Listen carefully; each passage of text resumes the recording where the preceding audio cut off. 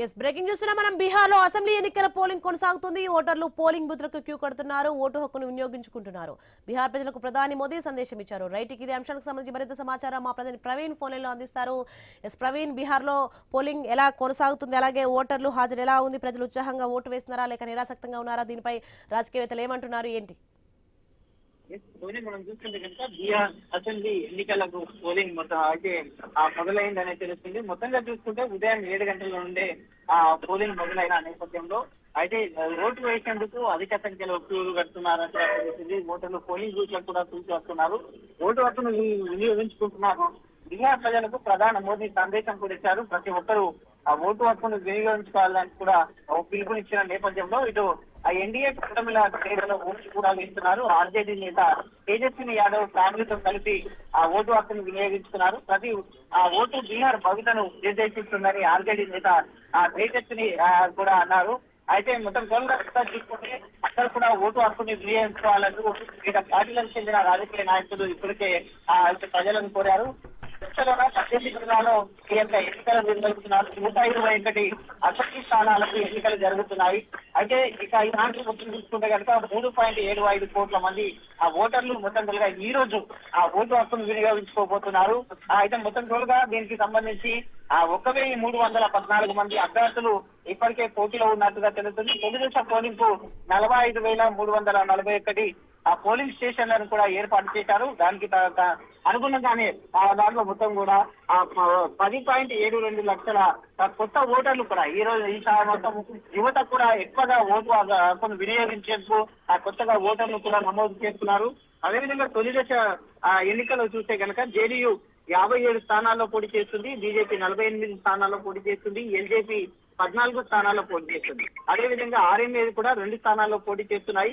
India కూటమి పార్టీలో RJD 73 స్థానాలు, కాంగ్రెస్ 24 చోట్ల, టీపీఐ ఎమ్మెల్యే కూడా 14 నియోజకవర్గాల్లో బరిలో దిగాయి. కాబట్టి ఇటు ప్రశాంత్ కిషోర్ నాయకత్వం వహిస్తున్నటువంటి జన్సూరజ్ పార్టీ ఏదైతే ఉందో అది మొత్తం తోలుగా కూడా 119 నియోజకవర్గాల్లో పోటీ చేస్తుంది.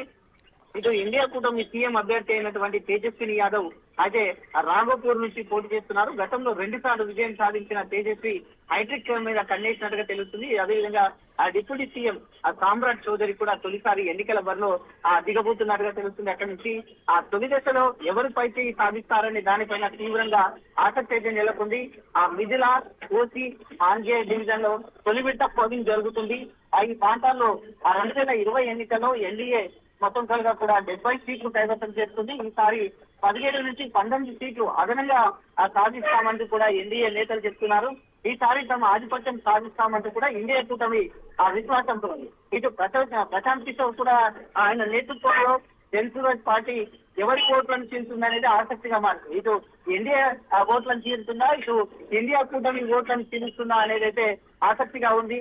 అదేవిధంగా 1.21 కోట్ల మంది మహిళలు 10,000 చొప్పున నగదు బదిలీ చేయడం సీఎం నితీష్ కుమార్ కు కలిసి వస్తుందా అనే కోణంలో కూడా అక్కడ రాజకీయ విశ్లేషకులు చెప్తున్నారు. ఉచిత విద్యుత్ ఓటర్లను ఆకర్షిస్తున్నామని భావిస్తున్నారు.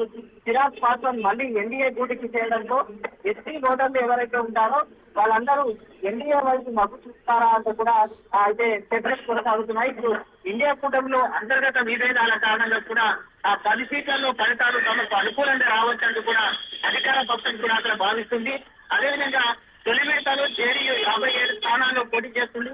వీటిలో గత ఎన్నికల్లో గెలిచినటువంటి 23 స్థానాలు మళ్ళీ నిలబెట్టుకోవాలని కూడా ప్రయత్నిస్తుంది. ఈ క్రమంలోన కొన్ని స్థానాలలో అభ్యర్థులను ఆ పార్టీ మార్చింది. గత ఎన్నికల్లో 28 చోట్ల జేడీయూ 2వ స్థానంలో నిలిచింది. ఆ స్థానంలో గెలవడానికి గట్టిగా పోరాడుతున్నట్టుగా తెలుస్తుంది.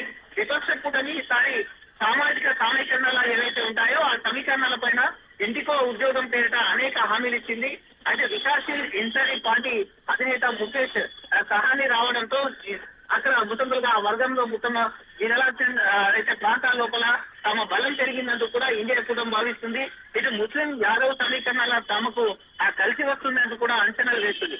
ఈ నేపథ్యం చూసుకుంటే ఈ బీసీలు, దళితులు తమ వెంటే ఉన్నారంటూ కూడా ఇండియా కూటమి ధీమాగా వ్యక్తం చేస్తుంది.